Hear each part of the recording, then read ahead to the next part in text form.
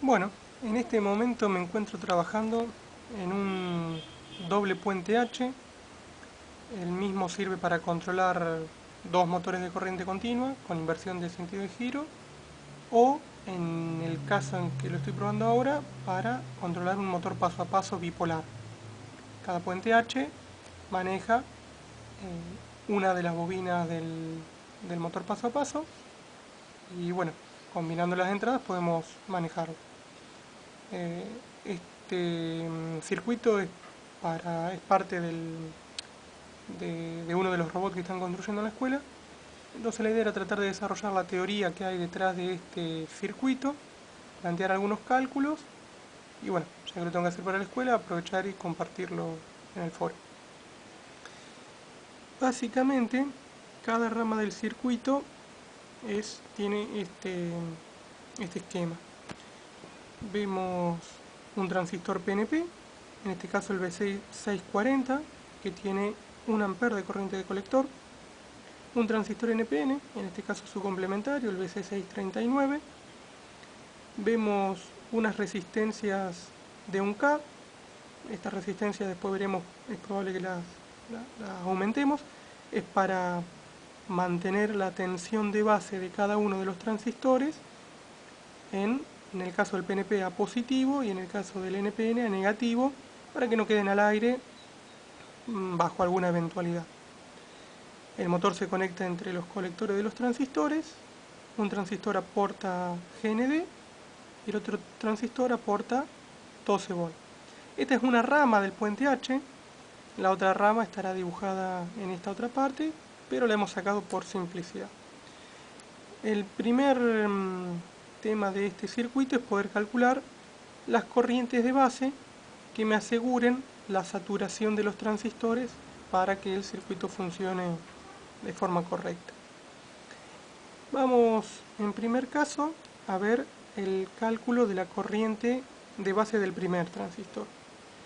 La formulita para la corriente de colectores es igual al beta del transistor por la I de base. En este caso tomo un beta de 50. ¿Sí? Siempre se trata de tomar un beta 10 o un décimo del beta que figura en la hoja de datos para asegurar la saturación. Ahora vamos a ver después por qué tomo beta 50. En la hoja de datos me figura que el beta mínimo de este transistor es 100. ¿Sí?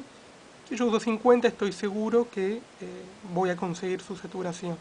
¿Sí? Me va a dar una corriente de base mayor y por lo tanto voy a estar seguro de que se sature.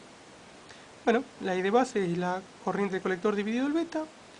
Este motor consume unos 500 mA por bobina. ¿Sí? El que vamos a usar es un poco más chico, pero ya me aseguro de poder manejar hasta 500 mA. Entonces 500 mA dividido 50 me da 10 mA. Esta corriente la va a aportar el microcontrolador, porque si ustedes se fijan, la corriente de base que va a entrar al transistor y se va a ir por el emisor a tierra, la tiene que aportar el microcontrolador. Es por ello también que no puedo utilizar una corriente de base elevada. ¿Sí?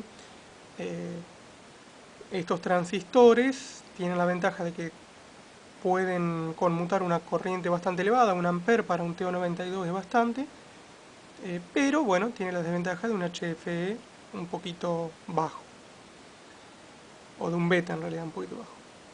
Bueno, la tensión del microcontrolador se reparte. Si vemos acá, la tensión que va a aplicar el microcontrolador se reparte. Un poco de esa tensión va a caer en RB1 y la otra parte de la tensión va a caer en la base y el emisor del transistor. ¿Sí? Esa es una tensión que fija el transistor en conmutación. Cuando el transistor se satura, la tensión base-emisor automáticamente pasa a ser 0,7 volt aproximadamente. Entonces, como aquí vemos, la tensión del microcontrolador se reparte. Un poco caerá en la base emisor del transistor y otro poco caerá en la resistencia. Bueno, despejando, la tensión en la resistencia va a ser 5 volt menos 0,7, 4,3 volt. Teniendo la tensión en la resistencia y la corriente que va a atravesar la resistencia, puedo calcular el valor de la resistencia. En este caso, RB1 es igual a la tensión en la resistencia dividido la corriente en la resistencia, 4,3 volt dividido 10 mA, 430 ohms.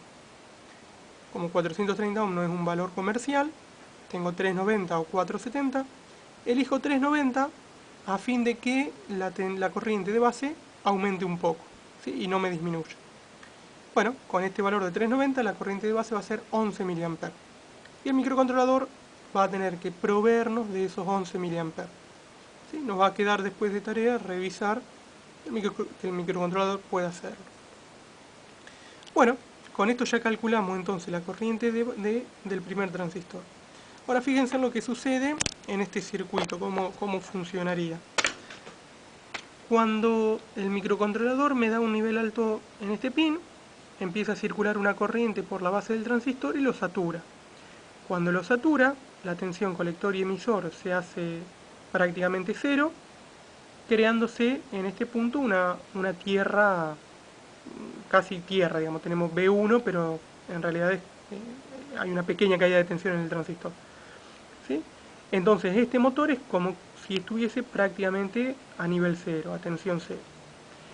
A la vez tomo una derivación de ahí y con una resistencia ataco la base del segundo transistor. Este transistor va a tratar de hacer circular una corriente entre el emisor y la base, ¿sí? Buscando el camino hacia tierra. Bueno, para ello tenemos que calcular esta resistencia limitadora, a ver qué valor podemos darle a esta resistencia para asegurar una corriente de base suficiente para que la corriente de colector sea la que nosotros queremos. ¿Sí? Este artilugio es bastante interesante, ¿sí? Nos evitamos un transistor, dos transistores en realidad externos para conmutar esta rama, ¿sí? Utilizando simplemente una resistencia tomada desde este punto para atacar a la base del otro transistor. Bueno, vamos a la partecita de estas fórmulas. Tenemos, si Q2 se satura, ¿sí? O sea, vamos a calcular la corriente de base para Q2 saturado, tengo B1 0,4 volt, ¿sí? La tensión base colector emisor en saturación de este transistor ronda los 0,4 volt. Todos estos datos salen de la hoja de datos, hay gráficas. Bueno, yo tomo algunos valores más o menos comunes y en definitiva después muchos se terminan aproximando, despreciando, como vamos a ver más abajo. Bueno, la tensión base emisor de Q1, ¿sí? La tensión base emisor de Q1 es 0,7 volt. Y bueno, entonces tengo la tensión de 12 volt aplicada en este punto, menos la tensión de 0,4 volt aplicada en este punto, tiene que ser igual a las caídas de tensiones en esa rama. ¿Cuáles son las caídas de tensión en esa rama? La tensión base emisor de este transistor más la caída de tensión en RB2.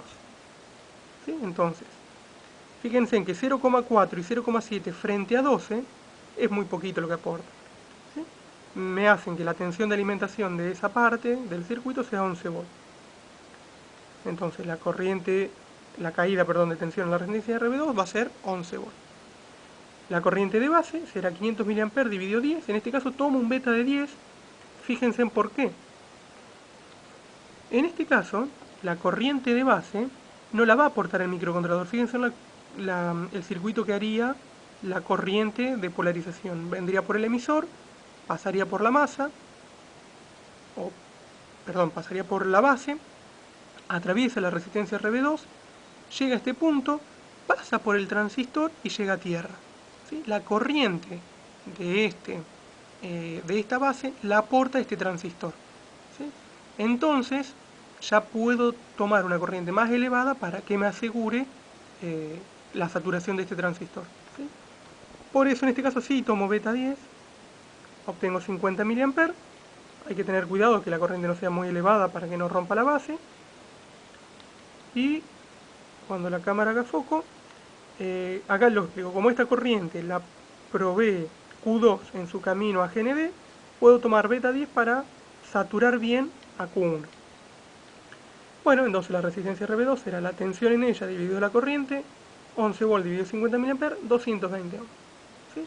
Y ahí ya calculé los dos valores de resistencia que debo poner en las bases para conseguir que los transistores se saturen y conmuten sin inconvenientes. Bueno, quería explicarle esta parte del circuito y que ya me quede de paso para la teoría de los chicos. Acá vemos el circuito fabricado, es un doble puente H, tenemos la alimentación por un lado, la salida hacia el motor por el otro y las entradas para disparar una rama u otra rama del puente H. ¿Sí? Bueno, será hasta la próxima.